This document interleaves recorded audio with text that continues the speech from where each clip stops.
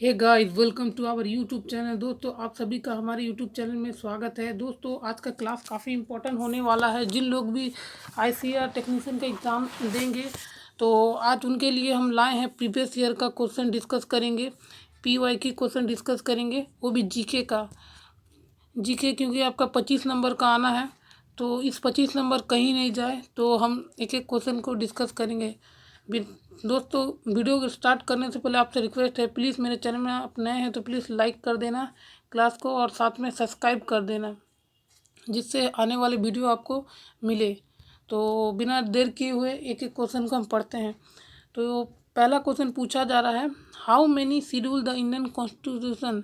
भारतीय संविधान में कितना अनुच्छेद है? तो इसका सही उत्तर हो जाएगा 12। अगर हम आर्टिकल की कुल आर्टिकल बात करें जो संविधान के समय था तो 395, ये आप याद रखना, 395 आर्टिकल थे पहले।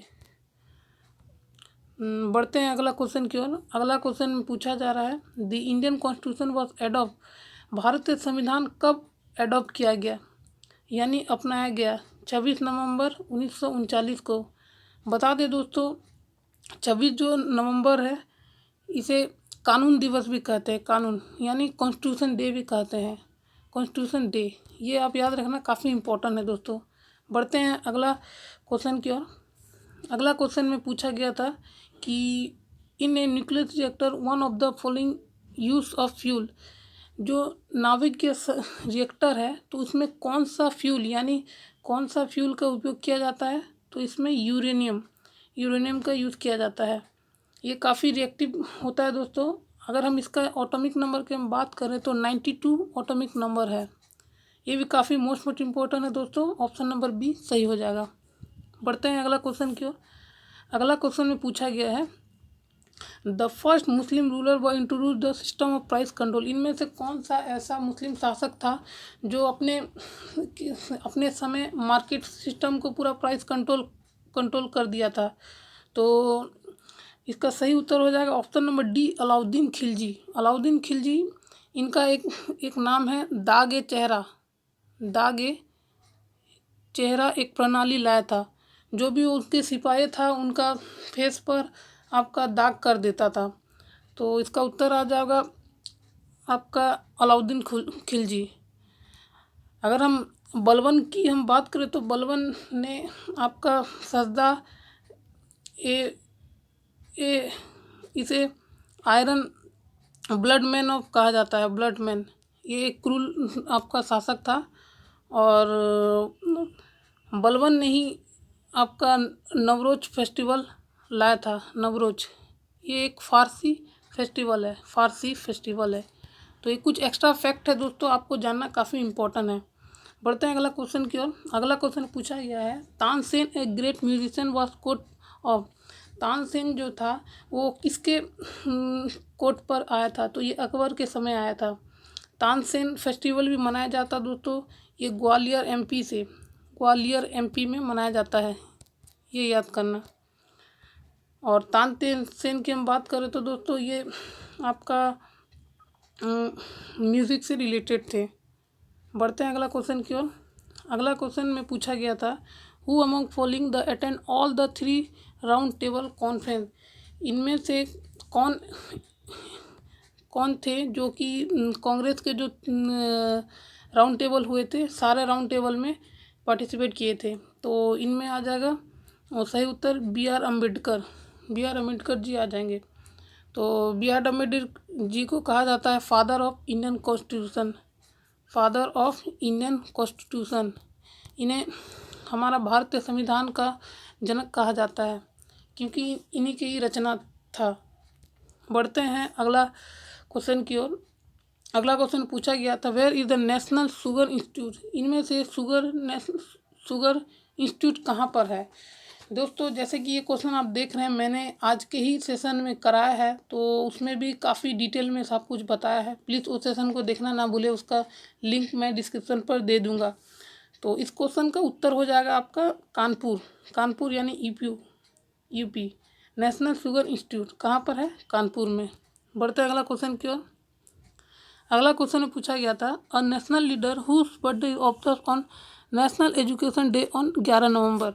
इनमें से कौन एक ऐसा लीडर थे जिनके जन्म दिन पर हम नेशनल एजुकेशन डे मनाते हैं 11 नवंबर को? इसका सही उत्तर हो जाएगा मौलाना अब्दुल कलाम आज़ाद। ये भारत के पहले शिक्षा मंत्री थे। क्या थे? शिक्षा मंत्री। काफ़ी इम्पोर्टेंट है दोस्तों, ये याद रखना। बढ़ते हैं अगला क्वेश्चन की ओर। अगला क्वेश्चन में पूछा गया है the Nagarjuna Sagar project construction of which river. जो नागार्जुन प्रोजेक्ट है ये किस रिवर पर इसको बनाया गया है? तो ये कृष्णा रिवर पर। कृष्णा की हम बात करें तो इसका उद्गम कहाँ से होता है दोस्तों? महाबलेश्वरम। महाबलेश्वरम ये कहाँ पर? नासिक। नासिक महाराष्ट्र। ये याद रखना जो काफ़ी इम्पोर्टेंट है। गोदावरी की हम बात करें तो इसे कहा जाता है दक्षिण गंगा। दक्षिण गंगा यानी साउथ गंगा कहा जाता है। और इसे आपका पेनिनसुलर रिवर में सबसे लंबी नदी कहा जाता है। और ये कहाँ पर बहती है? आंध्र प्रदेश। आंध्र प्रदेश। ठीक है, बढ़ते हैं अगला क्वेश्चन की ओर। अगला क्वेश्चन पूछा गया है the Bermuda triangle lie in. Bermuda triangle कहाँ पर ये लाई करता है? तो इसका सही उत्तर हो जाएगा वेस्टर्न नॉर्थ अटलांटिक ओशन। सही उत्तर ऑप्शन ए हो जाएगा। ये एक वर्ल्ड ज्योग्राफी से है, वर्ल्ड ज्योग्राफी से। बढ़ते हैं दोस्तों अगला क्वेश्चन की ओर। अगला क्वेश्चन में पूछा गया है who among following has been honour with Bharat Ratna for 2008। इनमें से कौन ऐसा पर्सन है जो भारत रत्न 2008 में दिया गया? इसका सही उत्तर हो जाएगा Bhimsen Joshi. Bhimsen Joshi option number C सही उत्तर हो जाएगा। जैसे दोस्तों देख रहे हैं लता मंगेशकर जी, इनका रिसेंटली देहांत हुआ, इन्हें भी भारत रत्न दिया गया है। तो आपसे एक क्वेश्चन बन सकता है कि लता मंगेशकर जी को किस वर्ष भारत रत्न दिया गया? तो इसका सही उत्तर मैं बता दूं 2001। ये याद रखना काफ़ी इम्पोर्टेंट है दोस्तों, लता मंगेशकर जी। और APJ अब्दुल कलाम को कहा जाता है missile man of India. Missile man of India most important दोस्तों। मैं जो फैक्ट बता रहा हूँ वो फैक्ट को सुनिए और आपको ज़रूर ही हेल्प करेगा एग्जाम में।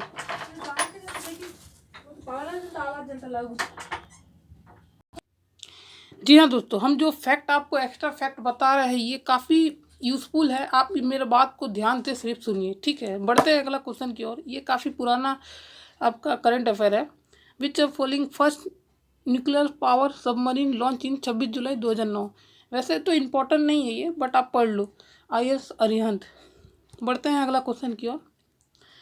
The speed of light is minimum while passing through. जो लाइट का स्पीड सबसे कम कहाँ होता है? ग्लास में। ग्लास में। बता दें दोस्तों, लाइट सबसे ज़्यादा ये आपका ये निर्वात में ये ट्रैवल करती है, यानी वैक्यूम में। और साउंड की हम बात करें तो साउंड की ध्वनि की बात करें तो स्टील में, आपका स्टील में सॉलिड में ये माध्यम से ट्रैवल करती है। बढ़ते हैं अगला क्वेश्चन की ओर। Galvanize iron sheet have coating. जो आयरन का के सीट में गैल्वनाइज किया जाता है वो क्या रहता है? जिंक।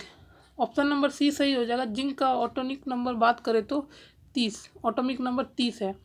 लेड की हम बात करें तो इसका और बहुत पूछा जाता है। लेड का और हो जाएगा दोस्तों सीसा।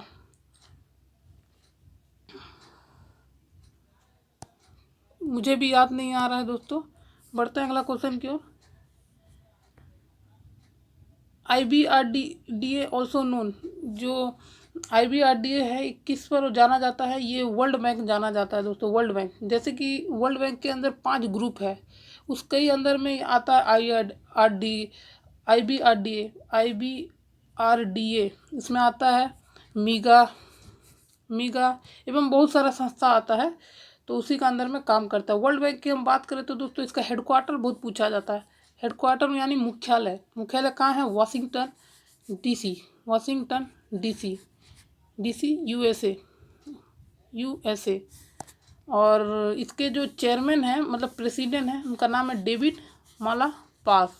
ये इम्पोर्टेंट दोस्तों, काफ़ी इम्पोर्टेंट है। और इसे कब गठित किया गया था? 1944 में। एक कमिटी था दोस्तों वर्ल्ड का, Britain would committee, Britain would committee, ये आप याद रखना, काफ़ी इंपॉर्टेंट है दोस्तों। एडीबी की बात करें तो इसका मुख्यालय मनीला फिलीपीन में है, मनीला फिलीपींस। और इसे कब, इसका स्थापक दिवस कब था?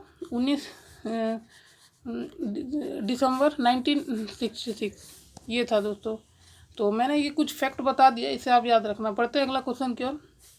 अगला क्वेश्चन पूछा जा रहा है, the Gupta king who assume title Vikramaditya, इनमें से कौन सा गुप्ता किंग था जो विक्रमादित्य का टाइटल दिया गया था? तो चंद्रगुप्त द्वितीय। बढ़ते हैं। और ये गुप्ता डायनेस्टी के फाउंडर बहुत पूछा जाता है दोस्तों, तो इसका उत्तर हो जाएगा श्रीगुप्त, श्रीगुप्त। बढ़ते हैं अगला क्वेश्चन की ओर। Part 4 of Indian constitution deal with, जो भारत का संविधान में पार्ट 4 है, ये किस पर डील करता है? तो ये आ जाएगा DPSP, DPSP, directive principle policy. और इसका जो आर्टिकल बहुत पूछा जाता है दोस्तों 36 से 51। और इसे हम कहाँ से लिए हैं, किस देश से लिए हैं? आपका आयरलैंड, आयरलैंड। काफ़ी इंपॉर्टेंट दोस्तों, मोस्ट इम्पोर्टेंट है। और फंडामेंटल राइट की बात करें तो 12 से 35। सिटीजनशिप की बात करें तो ये आपका पार्ट 3, 5 से 11। ये कुछ फैक्ट है दोस्तों, काफ़ी इंपॉर्टेंट है। बढ़ते हैं अगला सवाल की ओर।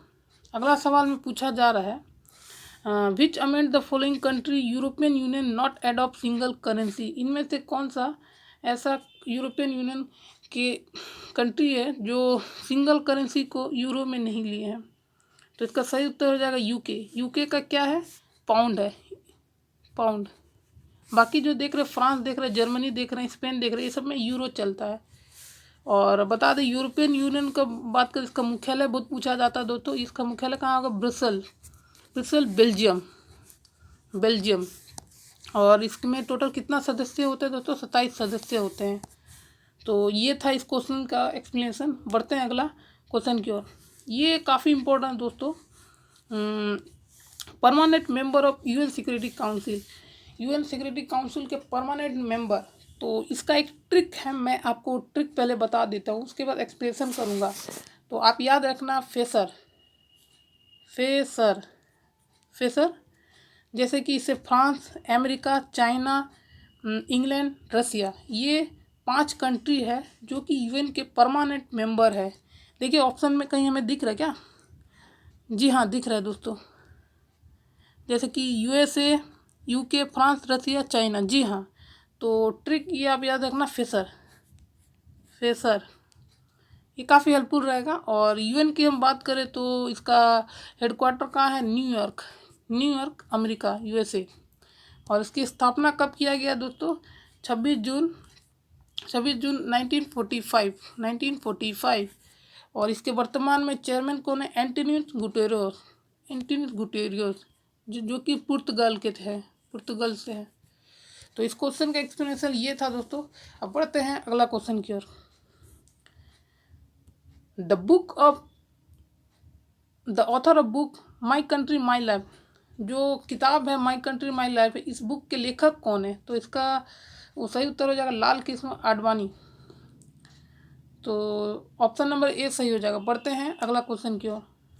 अगला क्वेश्चन में पूछा गया है, the partition of Bengal revoke British governor in year, Bengal का जो पार्टीशन हुआ था, किस गवर्नर थे उस समय ब्रिटिश गवर्नमेंट? तो साल पूछा जा रहा है 1911। और बंगाल का पार्टीशन कब हुआ था? 1905, 1905। उस समय कौन था viceroy? Lord Curzon, Lord Curzon. ये आप याद रखना दोस्तों, काफ़ी इंपॉर्टेंट है, लॉर्ड कर्जन। बढ़ते हैं अगला क्वेश्चन की ओर। अगला क्वेश्चन में पूछा जा रहा है, the first talkies film in India, Bharat का पहला बोली जाने वाली फिल्म कौन था? आलम आरा, जो कि मतलब आप देख सकते हैं वॉइस आता है, जो कि हम उनके बात सुन सकते हैं। बढ़ते हैं अगला क्वेश्चन की ओर। ब्लू रेवोल्यूशन किससे संबंधित है? ये फिशरीज से है। अच्छा, मैं इसका बता दूं दोस्तों, ये क्वेश्चन काफ़ी पूछा जाता है। ग्रीन रेवोल्यूशन किससे है? एग्रीकल्चर से है। और ब्राउन रेवोल्यूशन आपका लेदर से है। और पिंक रेवोल्यूशन आपका ऑनियन से है, और सिल्वर रेवोल्यूशन किससे है, आपका एग से, अंडे उत्पादन से है। तो ये कुछ इम्पोर्टेंट था दोस्तों। और पूछा जाता है father of Indian green revolution, भारतीय में ग्रीन रेवोल्यूशन किसे जाना जाता है, MS स्वामीनाथन। अगर वर्ल्ड में पूछा जाए तो नॉर्मन बारलोग। ये 2 क्वेश्चन काफ़ी इंपॉर्टेंट है दोस्तों, एग्जाम में काफ़ी बार पूछा जाता है। India has maximum foreign trade, Bharat में सबसे ज़्यादा फॉरेन ट्रेड किस कंट्री से आता है, यूएसए। दूसरा आपका हम बात करें तो सिंगापुर से भी काफ़ी फॉरेन ट्रेड आता है दोस्तों, सिंगापुर में करीबन 74% ट्रेड होता है। और बढ़ते हैं अगला क्वेश्चन की ओर। The most urbanize country in world, दुनिया में सबसे अर्बनाइज देश कौन सा है, तो इसका उत्तर हो जाएगा सिंगापुर की बात करें तो इसका कैपिटल सिंगापुर, ये करेंसी सिंगापुर डॉलर हो जाएगा। और जापान की करेंसी की हम बात करें तो जापानी येन। और इसके नया PM बने दोस्तों, काफ़ी इम्पोर्टेंट है, फामियो कुसिदा। और इजराइल की बात करें तो इजराइल का कैपिटल होता है जेरूसलम। और इसके नए प्रेसिडेंट बने आइसैक बने हैं। तो ये कुछ एक्सप्लेनेशन था। बढ़ते हैं अगला क्वेश्चन की ओर। तो सवाल तो यही था दोस्तों। तो आपको ये वीडियो कैसा लगा, प्लीज़ अपना फीडबैक बताइए, और मेरे चैनल को आप सब्सक्राइब कर दिए, आने वाले वीडियो का नोटिफिकेशन आपको इसी तरह से मिलेगा। तो हम मिलते हैं किसी नए सेशन में इसी तरह का क्लास लेके। अगर मेरे चैनल में आप नए हैं तो प्लीज़ लाइक शेयर सब्सक्राइब कर देना। और इस वीडियो में इतना ही। Thanks for watching. जय हिंद, वंदे मातरम।